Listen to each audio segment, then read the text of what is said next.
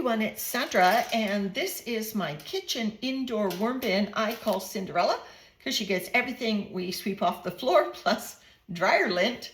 Give that to her when I feed her, and if I feed her, I'm going to evaluate. It's only been 8 days. I fed Cinderella the last time a takeout container. So I'll insert a clip here of what that feeding looked like. So last time I started off by giving Cinderella some of my shredded maple leaves. Then I gave her one of my meals in a box. However, this time it was still frozen. It had been out of the freezer about half an hour or so. But when I opened up the box, I could see the frost forming on the top of the food. It wasn't thawing at all. I emptied it out just to make sure there was carbon in that box as well as just food. And yep, I saw that I had put some extra scraps of carbon in there. That is still a very dense chunk of food. I put it back in the takeout container to protect the worms as best I could from the frozen food, and somewhat covered it up to let the worms get into it in their own time. Now let's check and see what they did. So I want to check and make sure the worms are okay because, feeding frozen foods could present a danger to worms for two reasons. First, if a worm was caught up in the freezing and, couldn't get away before the temperature of the worm dropped to a lethal level. So there's that. Like, did I inadvertently put a worm right in the line of fire of that frozen food? And secondly, it was a container and the food depth would have been quite deep. So there's the potential that I overfed by feeding all in one cluster. Here's the container buried right there. You can see there are worms around it and on it. Wow, is this ever interesting? Okay, let's pull this container up and see. Oh, look at this. Yes, Cinderella's worms have made it into the food, but they have not finished the food. The springtails are on the outside as well.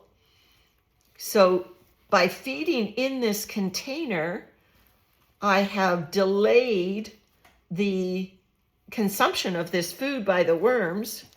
It was a big chunk of food, but it also has carbon in it.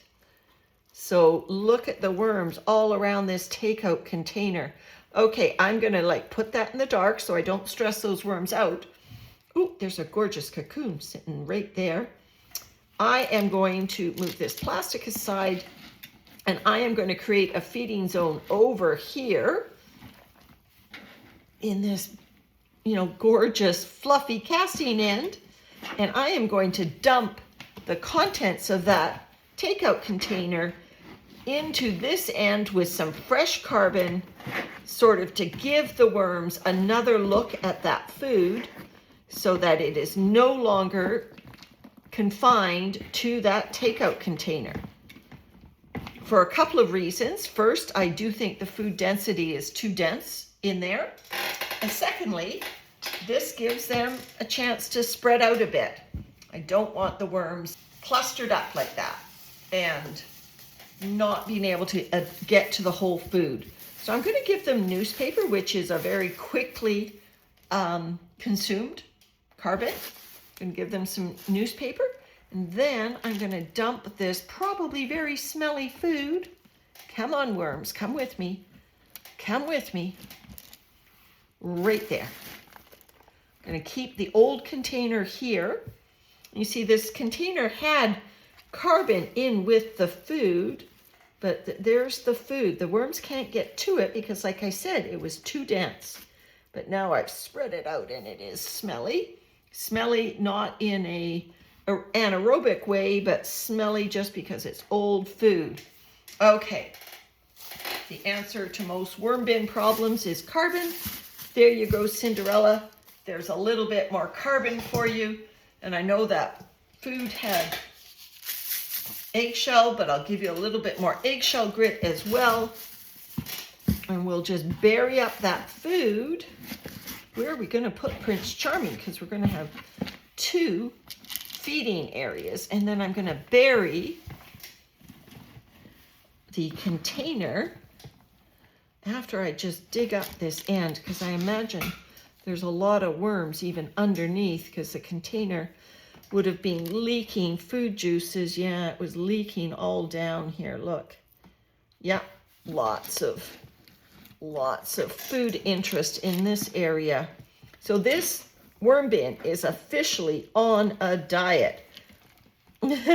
Cinderella's worms, this is an established bin, but I have fed them enough. I'm not going to give them any more. And like I said, when I started, didn't think I was going to feed today. This was just an assessment check-in, and so right not to feed them. They have enough on their plate. I want them to take care of the loose food, and they're not going to eat that takeout container, but I want them to lick it clean. All right, there's Cinderella's check-in for today. Thanks everyone for coming along. Bye for now.